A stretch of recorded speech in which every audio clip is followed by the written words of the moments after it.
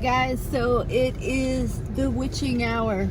Not really, it's probably like 8:54. So babe, to refresh us about the Witches Institute of Texas, kind of give us a little refresher on it. Well, when I was growing up, I lived next to it. It's over in Pasadena.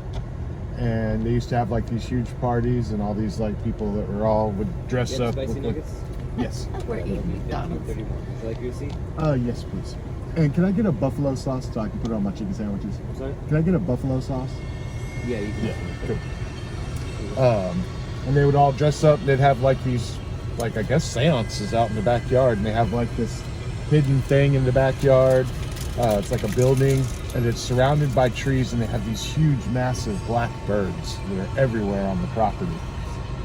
And when I was a kid, we used to like, do stupid stuff like throw rocks over there, and because like right next to the elementary school that I went to, and they would have cameras, and this is like back in the day before everyone had cameras on their house, all up in the trees around the property, watching the property, and then they would come out and chase you out and stuff, chase you away from the fence. Well, that's what they did with us last time, Yeah. as you recall.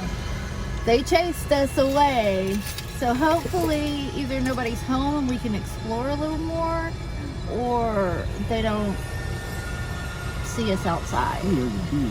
I think they probably saw us last time, because RC did say that there is actual cameras surrounding that property. So maybe they had the cameras up, I don't know. Watch out for that bee. Huh? Watch out for that bee. No. There you go. I just didn't want you to get stung or fly in there and scare everybody. Can I get a buffalo sauce? Oh, yeah. I'll give you some buffalo sauce. We're going to have to part because the question numbers are put to order. Okay. Like, would you park a spot Cool. one for me? Yeah. Watch out for that car. I see them. They're going that way. I didn't know which way they were going at first. So yeah, so that's kind of the whole deal with the Witches Institute of Texas. And as RC accounts, last time he was out there, before we went out there the first time, there was an actual sign that used to say, Witches Institute of Texas. And they took the sign down. I can't believe they took the sign down. That would have been so cool to capture. Yeah. It used to be there right in the front. And it's gated to get into the property. Yeah, the whole property is gated. Last time we went out there also, we saw like orbs and all kinds of stuff. It was quite dark, so this time we got better lighting, better equipment, room pod, things like that. Do you think anyone ever died on that property? I don't know. I just know that, when we were kids, we all knew that was like where the witches were at. You know what I mean? Everyone in the apartment complex I grew up right there, all the So parents what talked was about it. the things that were really witchy that they did to y'all? Diet Coke. Oh, wrong drink. Well, like they would have these things, and it was kind of weird. It was like, not to sound crazy, but it would kind of like rain over just that area, or the sky would look kind of like a greenish color when they were doing things. These are things I remember when I was a kid. And then everyone would talk about the green clouds being above their houses, over the weekend while they were doing whatever they were doing.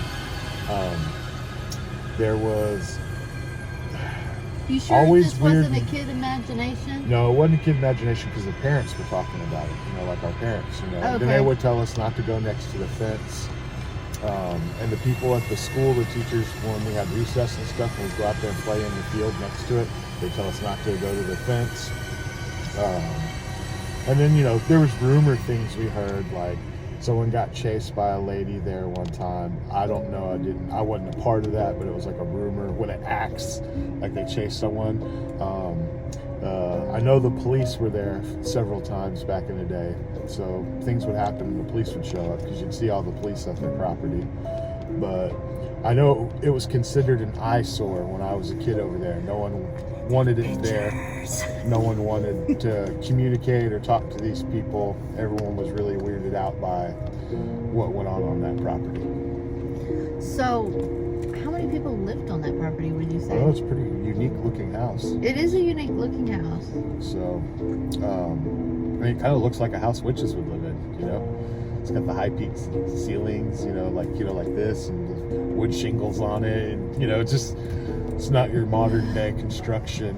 Even for that period of time, that wasn't modern construction. But it's just always been interesting. I always remember it from when I was a kid, you know, living there and growing up over by it. And I used to play in that field all the time, and there's an electric fence onto the other side of it. And I used to go across the electric fence. You used to we'd be get on the electric fence, didn't you? Yeah, pee on the electric fence. No, we'd get on the people's horses that were next door and ride their horses and try to climb on their horses. Dear and stuff. God, are you crazy? Well, it was different back when I was a teenager. You could get away with stuff like that. You Well, know? I mean, I know because I grew up in that same period, but Jesus, are you asking for a death threat? Yeah, you're asking a bunch of teenage boys running around before video games, pre-video games. You know what I mean? Like, we built forts and we went playing war and we, you know, shot each other with BB guns and, you know, we did all kinds of stuff. You know, put on a thick jacket and go shoot each other with our pump-up BB guns and stuff. You know, I mean, we just did boy stuff. Unlike what kids do nowadays. Right, obviously. All day video games, all day social media and internet. But I had fun when I was a kid doing stupid stuff. Yeah, me too. Not as stupid as your stuff, mind you, but still quite dumb. So yeah, guys, you heard it from the horse's mouth. And if we have any time, if our trip gets cut short, they chase us off the property again, we have any time, we're gonna do First Line Apartments. As y'all recall, we went there last time and saw the lady in white, and there comes our McDonald's just in time. So guys, remember, it's not paranormal. Remember, it's not normal, it's paranormal.